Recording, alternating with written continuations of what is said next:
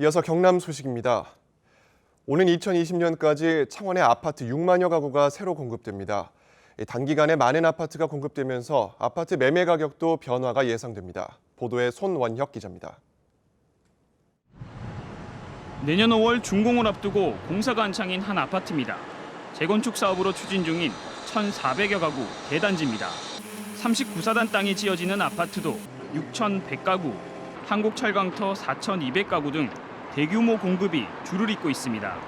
창원 의창구에 계획된 아파트는 19,000여 가구, 진해구에도 16,000가구가 공급됩니다. 마산 하포구 15,000여 가구 등 2020년까지 창원 전체 공급량은 6만 1,000여 가구에 이릅니다. 지금 창원에 있는 아파트가 21만 9천 가구니까 4년여 동안 지금의 30% 가까운 아파트 물량이 늘어나는 겁니다.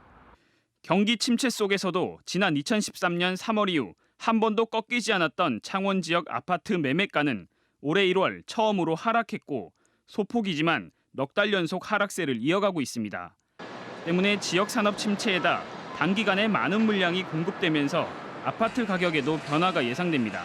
기존에 있는 아파트들이 이제 전세 가격이 하락하면서 매매 가격도 이렇게 이제 조정을 받을 수밖에 없습니다.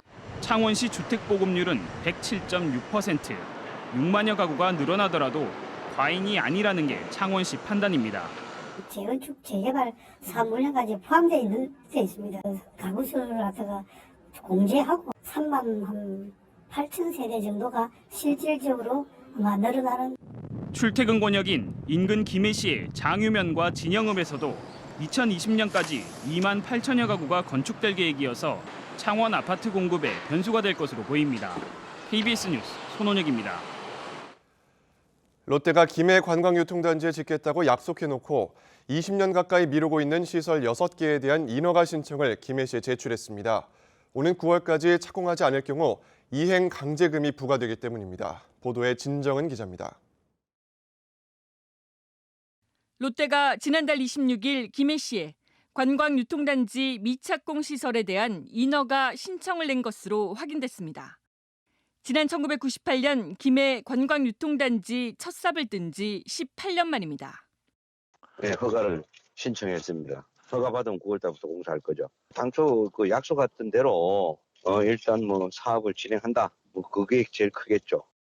롯데의 사업 추진 계획안에는 대규모 테마파크와 객실 300여 개 규모의 호텔, 대형마트 등 시설 6개에 대한 구체적인 계획이 담겼습니다. 김해 관광유통단지가 준공된 건 지난 2013년 9월. 준공 3년째인 오는 9월 8일까지 롯데가 약속한 6개 시설을 착공하지 않으면 경상남도는 내년 3월부터 이행 강제금을 부과할 수 있습니다. 토지 자산평가액의 20%에 달하는 금액입니다. 그리고 롯데는 편법 쓰지 말고 20년 동안 기다려온 지역민들의 믿음에 보답하는 정도 경쟁을 펼쳐주시길 바랍니다.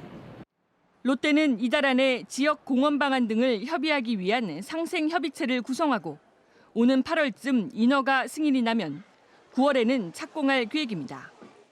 롯데가 이행강제금을 내지 않기 위해 이곳 관광유통단지의 남은 사업을 대충 추진하지는 않는지 경상남도와 김해시 그리고 지역사회의 철저한 감시가 필요해 보입니다. KBS 뉴스 진정은입니다. 창원 해양경비안전소는 지정받지 않은 배로 바지락을 불법 채취한 혐의로 58살 임모 씨를 적발했습니다. 임 씨는 지난 11일 오후 거제 유호리 앞바다에서 지정받은 배로만 수산물을 채취할 수 있는 관련 법을 어기고 불법으로 바지락 80kg가량을 채취한 혐의를 받고 있습니다. 모내기 대신 논에 벽실을 뿌려서 벼를 키우는 직파 재배의 일종인 문온전파 재배가 확산하고 있습니다. 생산비를 크게 줄일 수 있기 때문인데 쌀 품질이 떨어질 수 있다는 단점도 있어서 이를 극복하는 것이 과제입니다. 보도에 김소영 기자입니다. 물을 뺀 논에 농기계가 부지런히 오갑니다. 농기계가 지나간 자리마다 벽씨들이 일정한 간격으로 떨어집니다. 벽씨를 논에 직접 뿌려 벼를 재배하는 문온전파 재배법입니다. 일반 모내기와 달리 모를 길러서 옮겨 심는 번거로운 과정이 생략돼 노동 시간을 줄일 수 있습니다.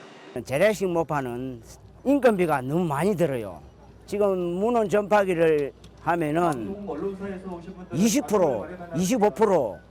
최근 농협이 시범 재배한 결과 이 같은 직파 재배는 모내기 방식의 이양 재배보다 생산 비용이 1헥타르에 65만 5천 원 절감된 것으로 분석됐습니다. 도입 초기인 2008년 100여 헥타르에 불과했던 직파 재배 면적은 지난해 12,000여 헥타르까지 늘었습니다. 7년 새 120배가 증가한 셈입니다. 하지만 야생벼로 불리는 잡초성 벼 발생이 잦아 쌀 품질이 저하될 우려가 있어 확산에 걸림돌이 되고 있습니다. 앞으로 이런 잡초성 벼를 제거하는 기술을 좀 더 보완 발전을 할 필요가 있는 것 같고요. 직파를 하기 위해서는 물관리 기술이라든지 이런 새로운 그런 요령이 필요합니다. 농협은 농진청과 연계해 내년까지 지역 농협 100여 곳에서 직파 사업을 벌이고 관련 안내서 보급과 현장 교육을 확대할 방침입니다. KBS 뉴스 김소영입니다. 조선업의 생존과 체질 개선을 위해서 구조 조정은 필요하다는 의견이 나왔습니다. 다만 불황 이후를 대비해서 조선업 경쟁력의 근간인 인적 경쟁력을 유지하기 위해서는 인력 감축 등은 최소화해야 한다는 지적입니다. 보도에 박중관 기자입니다. 지난해 1,300명을 감원한 현대중공업은 임원 25%를 줄인 데 이어 과장급 이상 간부직 직원들을 대상으로 희망 퇴직을 받고 있습니다. 삼성중공업은 1,500여 명을, 대우조선해양은 2,300여 명을 줄이고 자산을 매각할 예정입니다. 조선업의 생존과 체질 개선을 위해 이 같은 구조 조정이 필요하다는 것이 전문가들의 대체적인 의견입니다. 다만 충격은 최소화해야 한다고 강조합니다. 인력에 대한 무리한 감축을 통해서 우리가 정말 경쟁력의 핵심 요소를 잃어버리는 그런 일은 좀 없어야 한다고 생각을 하고요. 그 인력 부분에 대해서는 가능하면 최소화하는 것이 바람직하다고 생각합니다. 세계 조선과 해운업의 시황이 개선될 것으로 보이는 2019년까지 살아남기 위해서 무엇보다도 노사 화합이 중요한 것으로 지적됐습니다. 임금 인상이나 분배 위주의 그 관계보다는 지금은 일자리를 중심으로 한 새로운 관계를 만들어 나가는 것이 지금 중요한 시기라고 봅니다. 울산의 경우 조선 원하청업체의 구조 조정이 지역 경제에 미치는 영향이 큰 만큼 충격을 최소화하기 위한 모두의 노력이 필요하다는 지적입니다. 특수고용업종 지정을 요청한다든가 고용 관련돼서 고용 충격을 완화할 수 있는 방안들을 중앙정부의 강력한 지원책을 끌어내는 것입니다. 구조조정의 충격을 줄이기 위해 유럽식 노사 대타협을 통한 노동시간 단축 등 일자리 나누기도 방안이 될 수 있다고 전문가들은 조언합니다. KBS 뉴스 박중관입니다.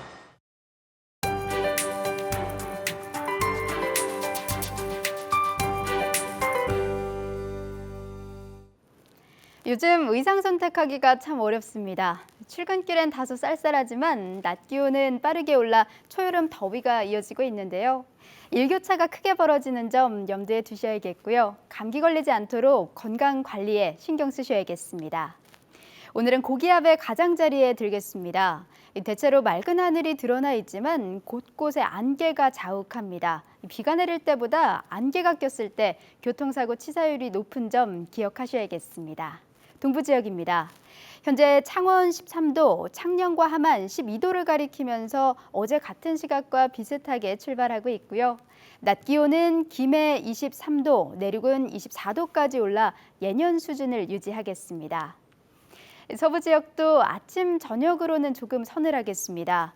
현재 진주 12도, 거창과 합천 11도로 출발해 낮 기온은 하동 24도, 함양과 합천 25도로 예상됩니다. 바다의 물결은 0.5에서 최고 2m로 일겠습니다. 한편 몽골에선 황사가 또 발원했습니다. 우리나라에 영향을 줄 가능성은 적을 것으로 예상되고요. 경남 지역도 미세먼지 농도 보통 수준을 가리키고 있습니다. 또 비 예보도 일요일 밤부터 들어와 있어 주말 동안 날씨로 인한 불편함은 없겠습니다. 기상정보였습니다. 통영시가 만 12세에서 13세 여학생을 대상으로 자궁경부암 예방 백신을 무료로 접종합니다. 경남 무형문화재 33호인 하만 낙화놀이가 내일 하만면 무진정에서 화천농악 발표회와 함께 열립니다.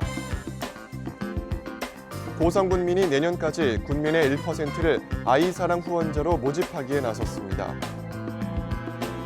창녕군이 올해 청소년 육성과 보호 우수지자체에 뽑혀 여성가족부 표창을 받았습니다.